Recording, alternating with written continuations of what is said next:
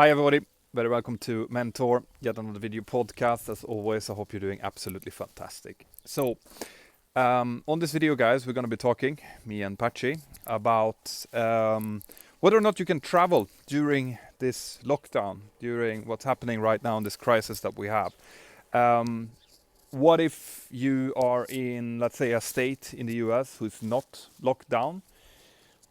Or if you find yourself in a country and you want to get back to your home country, what kind of options do you have and how should you be thinking? So stay tuned.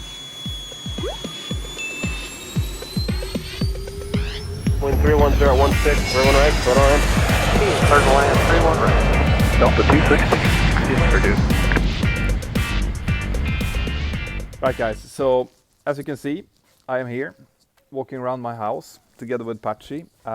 We have been on lockdown here in Spain for coming up to 3 weeks now.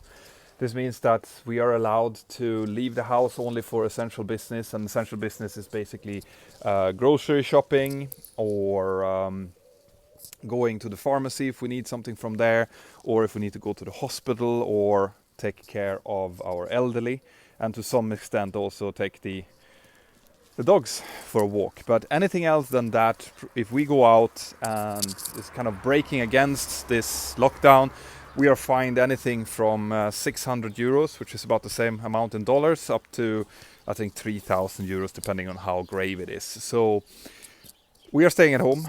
And to be perfectly honest, I'm not staying at home because I risk facing a fine.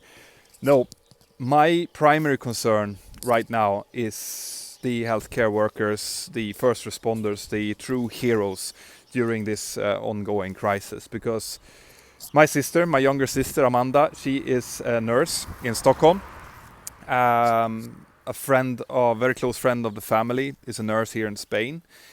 And the kind of stories that they're telling us is tragic, horrible things. So the message that I want to do with this video really is that if you are planning, let's say that you're in a state or a country which has not yet locked down, I am guessing that you still have cases. And if you do, it means that you could potentially be infected. And if you're considering to travel, it means that you are carrying that potentially with you, spreading it.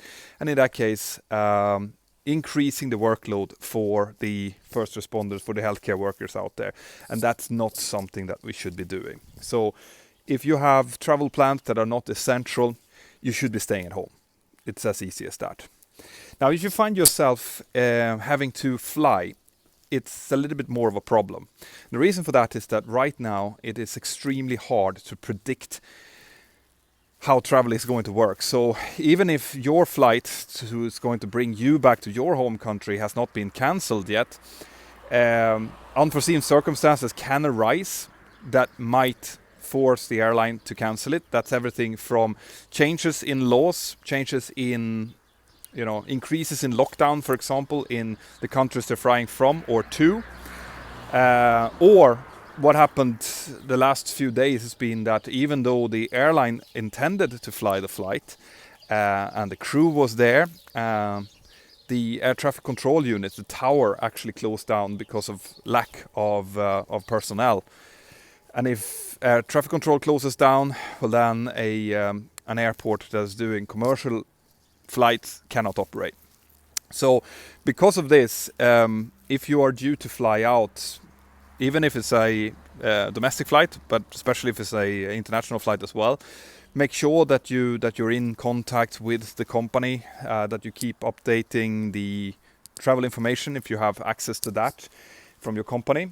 And you can find yourself in very complicated situations right now. So do be careful. But of course, what we're seeing is that even though the commercial airlines, to a large extent, especially here in Europe, but more and more in the United States as well, are starting to cancel flights, there will still be what we call rescue flights, which is where the government comes in and contracts certain airlines to try to get their citizens back home. And these flights, to a large extent, keep going.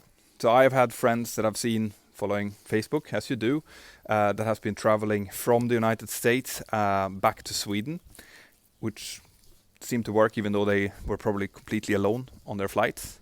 So these kind of flights, they keep going.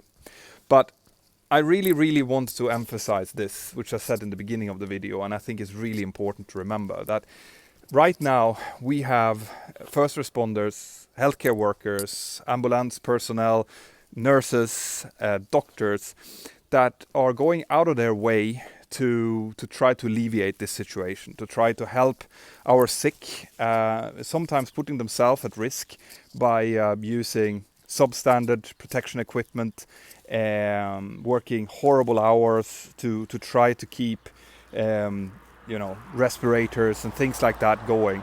And I think that the least that we can do to help them keep working is for us to be staying at home. I can say that because I am in a country where the number of cases has now superseded 100,000. We have more than 10,000 dead, and the pressure on the healthcare system on all of the provinces here in Spain is becoming extreme. And I know that that's happening throughout the world. It's happening in the United States, it's happening in the United Kingdom, definitely happening in Italy. And I think that what we can do, even if you're not in a risk group, is to at least stay away from traveling and potentially making the situation worse. So that's what I wanted to say. Please listen to the local authorities, to your local governor, to your prime minister, but especially to the healthcare professionals out there when they give advice about how you should be doing, what you should be doing and what you should not be doing. And if you don't have to travel, if you're due to do something that is not absolutely essential, stay at home and let's help our first responders, our nurses, our doctors, our ambulance drivers to do their job in as good of a way as we possibly can. Take care of yourself out there, guys. Stay safe and stay healthy. And from me and Pachi, have a nice evening. Bye.